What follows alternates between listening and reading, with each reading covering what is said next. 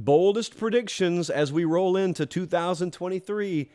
And we got one that sounds pretty familiar to lead off the segment because it happened a couple of years ago, just with different teams. So the first prediction is from Brendan, and he said Georgia and LSU will both play in the SEC championship game and the national championship game. Yeah, it's pretty bold. But the reason it sounds familiar is because Bama and Georgia just did it in 2021. Having said that, this is a 9.5 on the boldness scale out of 10. As I said, yeah, it happened a couple of years ago. You just have to thread such a fine needle for this to happen. Number two, you got to have two elite teams, and both of them could be that. Certainly, we won't doubt Georgia, and LSU played in the SEC championship game last year, and they don't figure to go anywhere anytime soon. So you probably need LSU to win the thing, is what we kind of decided internally here today. Because if you try and map it out, you probably need LSU to win it, because LSU, number one, they are more likely to have lost a game along the way just because their schedule is tougher. Georgia's schedule it's a bakery, just Cupcake City, outside of a couple of you.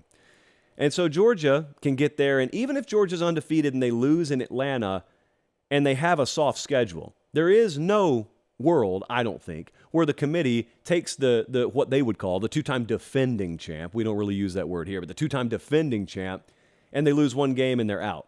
I think they'd still put Georgia in.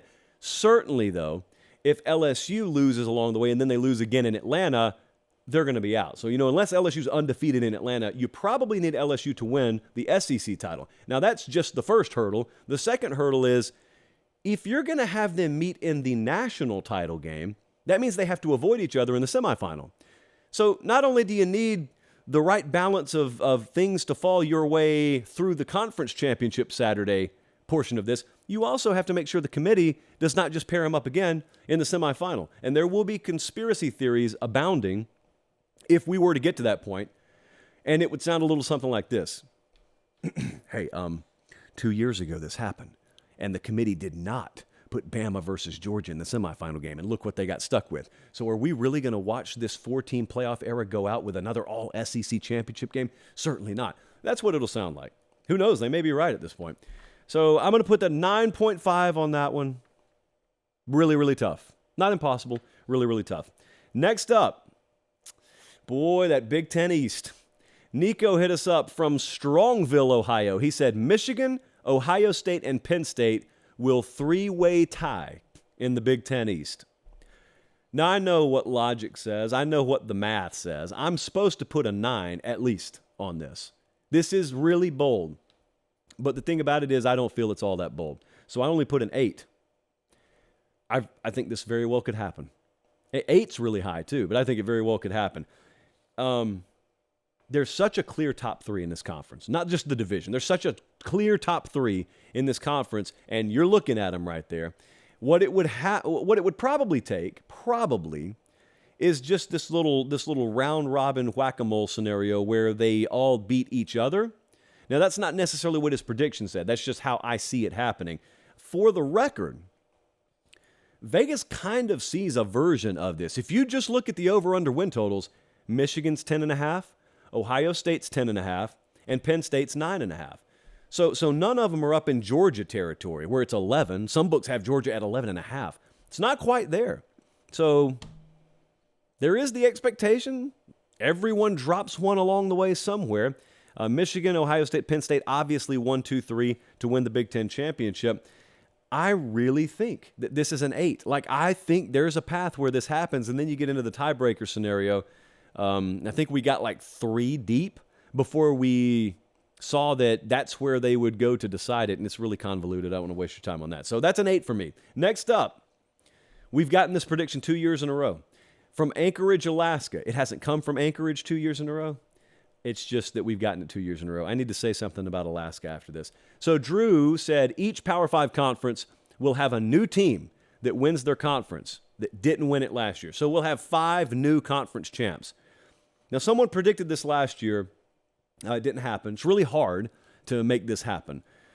Utah and Michigan, for the record, they both repeated. So Michigan and Utah screwed it up for you. Out of the teams that won their conferences last year, Georgia, Kansas State, Michigan, Utah, and Clemson, Here's where they sit in terms of preseason odds. So Georgia is again the favorite to win the SEC. Kansas State is the number 3 favorite to win the Big 12. Utah, number 4 favorite, although it's pretty tightly packed out there to win the Pac-12. Clemson, right there with Florida State, but Clemson's number 2 right now in terms of odds to win the ACC, and Michigan is the favorite to win the Big 10. There is no single one conference here that would be crazy if we saw a new conference champ, even in the SEC. If Alabama or LSU won the SEC, it wouldn't be crazy. If we were to see USC or Washington or Oregon or whoever win the Pac-12, no, of course that's not crazy. But if we have to have new blood all across the board, and keep in mind, that means someone else other than Clemson has to win the ACC.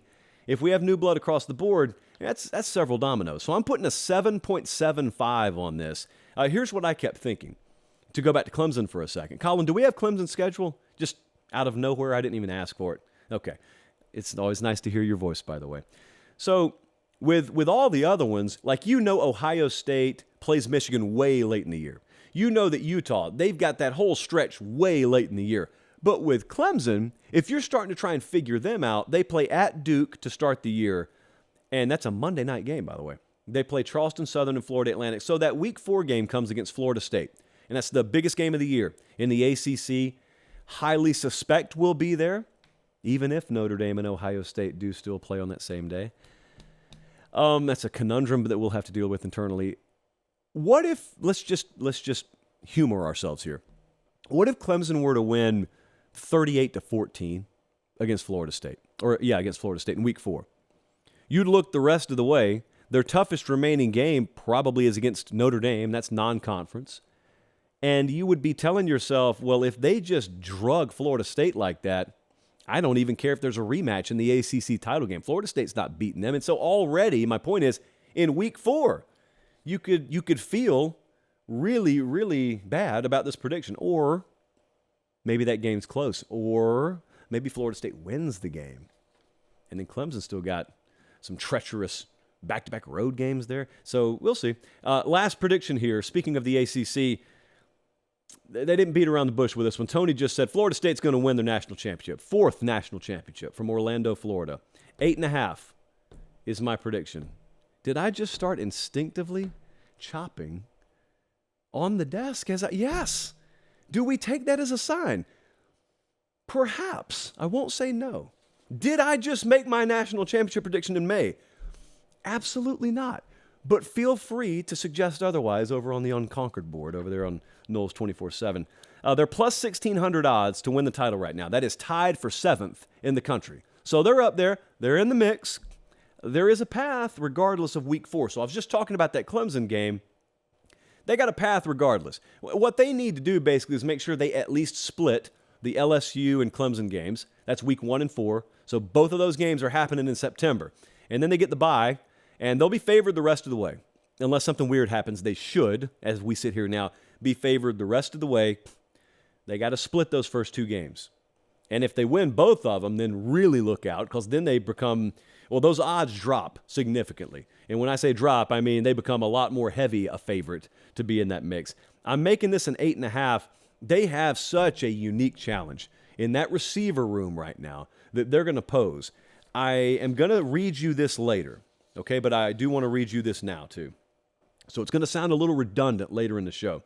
Do you realize that Florida State, actually, you know what? I'm not going to read it to you. They got a lot of kids 6'4" or taller on that team that can catch a football. That's what I'm trying to tell you. They got Keon Coleman recently.